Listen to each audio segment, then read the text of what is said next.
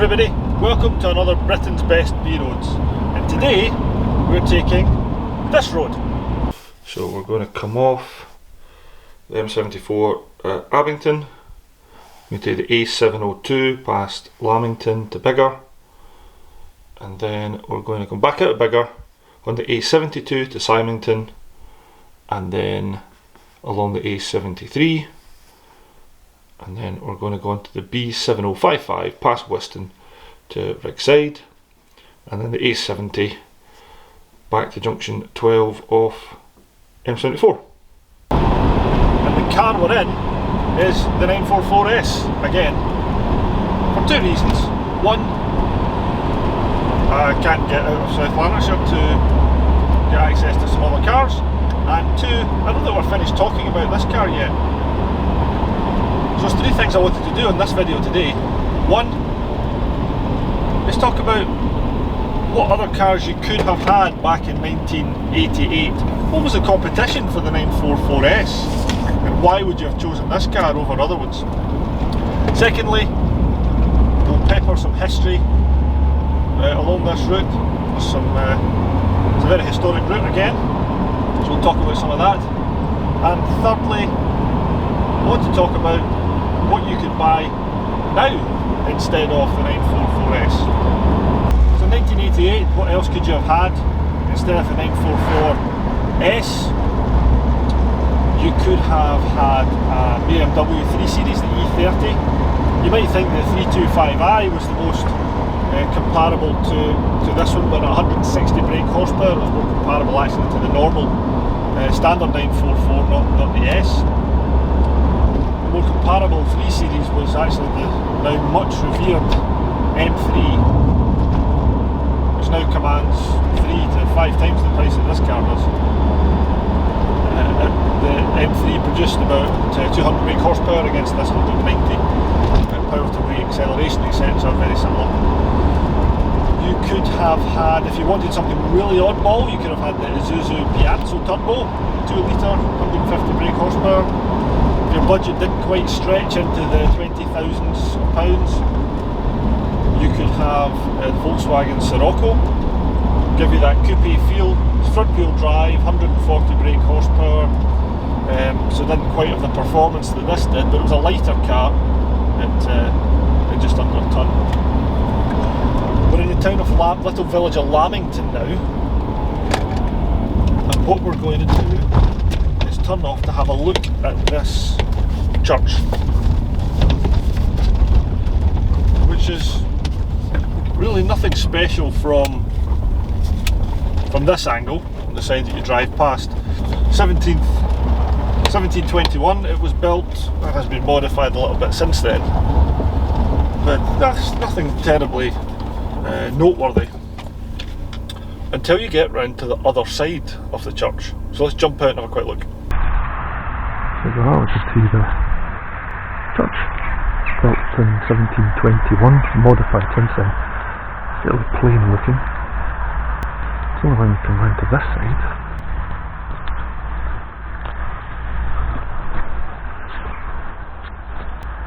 you can see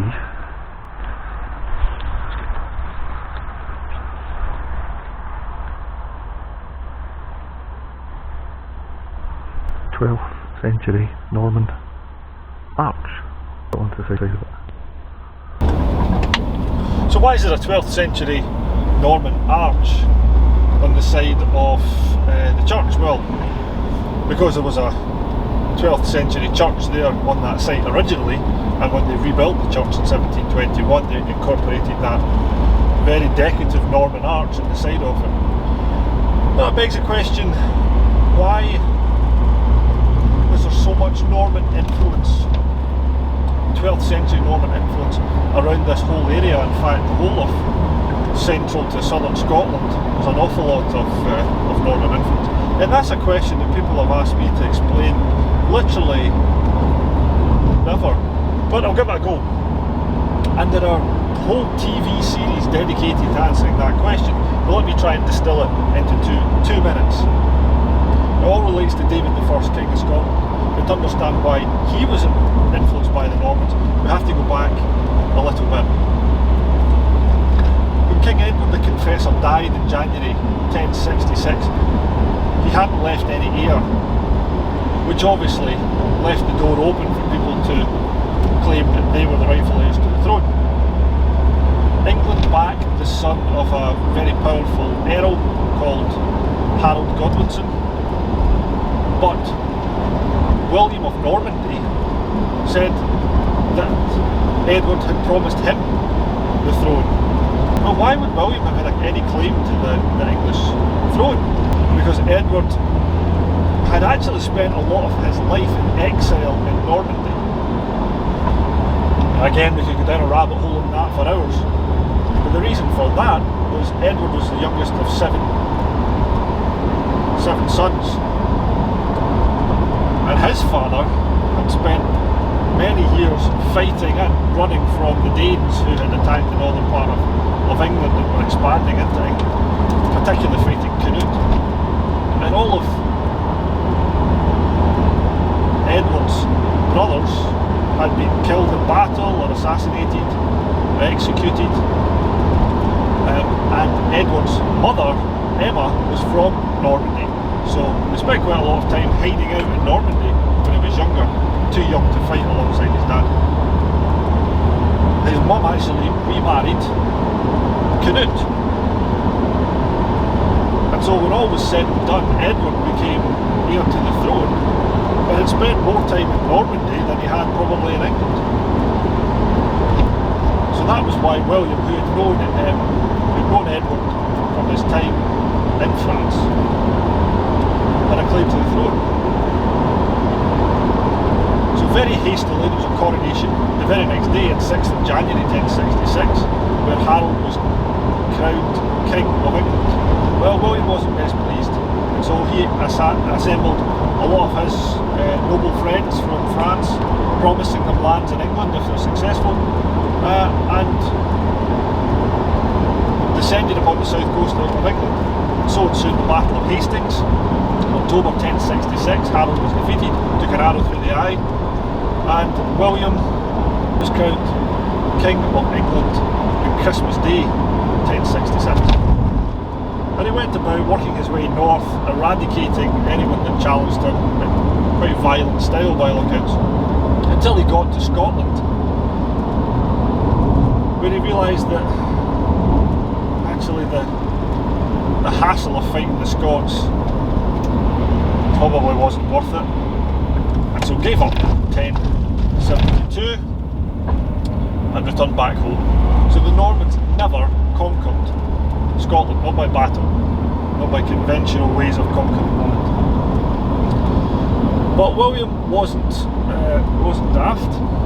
He knew there was more than one way to end up having his lineage rule the country, and so he married one of his sons to the daughter of King Cainan of Scotland, Queen Maud. And one of Maud's younger brothers, David, actually grew up in the English court of King Henry. And so most of his friends would have been sons of Norman knights who were granted lands in England after William, who renamed himself William the Conqueror, which is possibly one of the best names I've heard. So he was influenced by these Norman knights. So when it came his time to take over as the King of Scotland, David I of Scotland in 1124, he had seen the influence that Norman culture and ways of living brought to England, and he wanted to bring that to Scotland, particularly the feudal system, the Norman feudal system, whereby pretty much everybody was pledged to somebody higher than them. Everybody paid financial tribute to somebody higher than them, and this all pyramid system all ended up with people devoting themselves to the king. It kept everybody in check, it brought order to the land, and it also was a good way of raising and collecting taxes. So David promised huge swathes of Scottish land to the sons of Norman nobility who already had titles and land in England. But he was very clever. He knew that the firstborn of these Norman sons would be entitled to inherit the titles and lands of their fathers when they passed. There was the Norman rule of primogeniture, prima something. But that meant that if you weren't the firstborn, you got hee-haw. You had no way of generating a living, certainly not from anything that was passed down to you from lands or titles. You had to go out there and earn your keep. So he convinced the younger sons of many of these Norman knights whom he knew to relocate to Scotland for huge swathes of land to help him establish this new order in Scotland.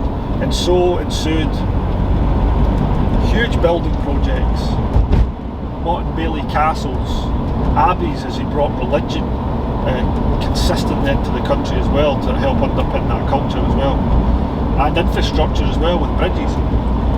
So that's why, I think that took longer than 2 minutes, but that's why there's such a strong 12th century Norman influence, certainly in the central and southern parts of Scotland.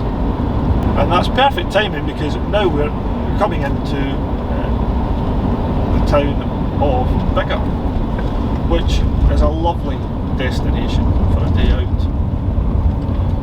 On occasions when you can actually get out of your car and go into shops, which unfortunately because we're all in lockdown that is not the case. But it's a great place to come on a summer's day for a nice ice cream. So what other cars could you have had back in 1988 instead of this 944S? You could have had a Ford Capri. You would have had to have gone to the top of the range 2.8 Brooklands to have come close, but even then it was a 160 brake horsepower car, maximum power at 5,700 RPM. It's not quite as high revving as this car.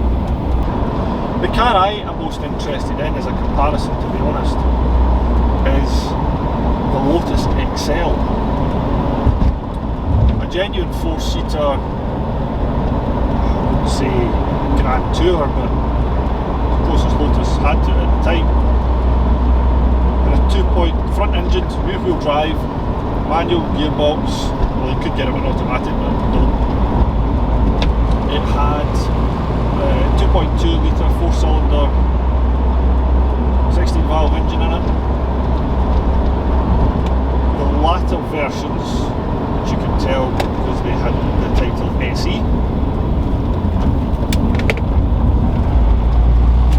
Had 180 brake horsepower at 6,500 RPM. So slightly less power but higher revving.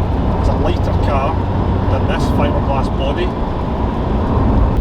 Nowadays, if you've got £10,000 to spend, you want a manual gearbox, rear wheel drive, classic car that can still keep up with modern day traffic and is engaging rather than utterly exhausting to drive, what would you be looking at? Well, you could go down the TVR route. You could probably get an S1, 2, 3 V6s. You might be able to get a Chimera 4-litre V8, Rover-derived V8. Might be able to get that. Chances are it would be a little bit rough at that price. Usually looking at more than 14-15s. You could get a Honda S2000. It's a modern classic. 2-litre engine, but it revs ridiculously high. 8,800, 8,900 RPM. I have a Nissan 350Z, 3.5 front engine V6. All these cars I'm mentioning are naturally aspirated, of course, as a comparison against this one. A much faster car than 350Z, obviously much more modern. I think you're looking at about 280 brake horsepower. You could go for Mazda MX-5. Huge range, fantastically balanced little cars. The most obvious one though, if you've got £10,000 to spend and you want a naturally aspirated rear-wheel drive manual car, it's really engaging to drive, the best option is a Porsche, the Boxster. You can struggle to get Cayman at that price point. It's a good one, but for a Boxster you'd be spoiled for choice. You could go anywhere from a low mileage original 986 2.5 litre all the way to a 987 3.2S. That's us for today, everybody. We've talked about what alternatives you could have had instead of this car back in 1988, and we've talked about what alternatives you could have to this car now. We've driven some beautiful B-roads, some history peppered in along the way. Hope you enjoyed it. Please like if you did. Please subscribe. There'll be more videos coming along the way. And I'll see you for the next one. Bye bye.